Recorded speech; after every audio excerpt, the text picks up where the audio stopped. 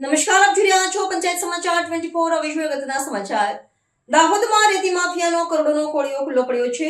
પાનમ અને ઉજ્જવલ નદીમાંથી રોયલ્ટી વગર રોજ લાખો ટન રેતીની ચોરી, રાજસ્થાન લઈ જઈને કરોડોની કમાણી. આમ આદમી પાર્ટીના ધારાસભ્ય ચેતર વસાવાએ પોલીસ, ખાણ ખનીજ વિભાગ, ધારાસભ્ય, સાંસદ સુધીને હપ્તાખોર ગણાવ્યા અને નદી કાંઠે જનતા રેડની ખુલ્લી જાહેરાત કરી. રાતના અંધારામાં દેવગઢ બારિયાની પાનમ નદીના કાંઠે ડઝનેક ટ્રેક્ટરો, જેસીબીની લાઇટ્સ ઝળકે છે. ઊંડા ઊંડા ખાડા ખોદાય છે, રેતીના ઢગલા ઊભા થાય છે. રેતીથી ભરેલી હાઈવા અને ટ્રકો ઝડપથી નીકળે છે, ધૂળના ગોટે ગોટા ઉડે છે. વોટ્સએપ ગ્રુપના માધ્યમથી ટ્રક ચાલકોને સૂચના અપાઈ છે કે આજે લાઇન ક્લિયર છે, બોર્ડર સુધી કોઈ નહીં રોકે. રાજસ્થાન બોર્ડર પર રેતીથી લદાયેલી ટ્રકો બે રોકટોક નીકળી રહી છે. ઉજ્જવલ અને પાનમ નદીના કાંઠે વિશાળ ખાડા, પાણીની સપાટી ખતરનાક રીતે નીચે ઉતરી ગઈ છે. એક સમયની વહેતી નદીઓ હવે રેતીના મેદાનમાં ફેરવાઈ ગઈ.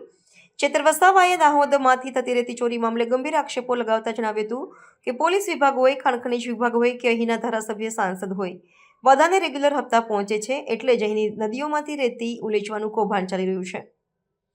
ચેતર વસાવા વધુ બોલતા કહ્યું કે આવનારા દિવસોમાં અમે નદી કાંઠાની તમામ લીઝોની મુલાકાત લઈશું. ભલે એક અઠવાડિયું લાગે. દરેક લીઝની ટીસી છે કે નહીં, ખાણ ખનીજ વિભાગની પરવાનગી છે કે નહીં, જીપીએસ બ્લોક નંબર ક્યાં છે, ખોદાણ થઈ રહ્યું છે, અમે સરપ્રાઇઝ ચેકિંગ કરીશું. મેં કાર્યકર્તાઓને રેતીની બધી લીઝોનું લિસ્ટ બનાવવાની સૂચના આપી છે. મારી આગેવાનીમાં નદી કાંઠે જનતા રેડ કરીને મોટું રેતી કૌભાંડ બહાર પાડીશું. આપ કાર્યકર્તાઓ લીઝની યાદી તૈયાર કરી રહ્યા છે. ચેતર વસાવા અને કાર્યકર્તાઓ નદી કાંઠે પહોંચવા તૈયાર છે. ત્યારે હવે ગુજરાતના પાટનગર એવા ગાંધીનગરમાં બેઠેલી સરકારના મંત્રીઓ અને અધિકારીઓ હવે જાગે, નહીં તો જનતા જાગી જશે.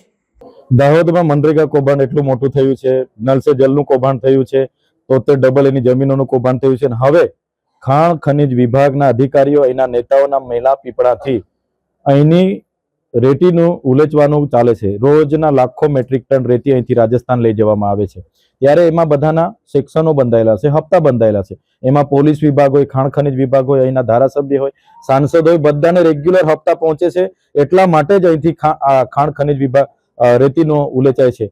આવનારા દિવસોમાં અમે નદી કાંઠાના તમામ લીઝોની મુલાકાત લેવાના છે. ભલે અમને અઠવાડિયું લાગે.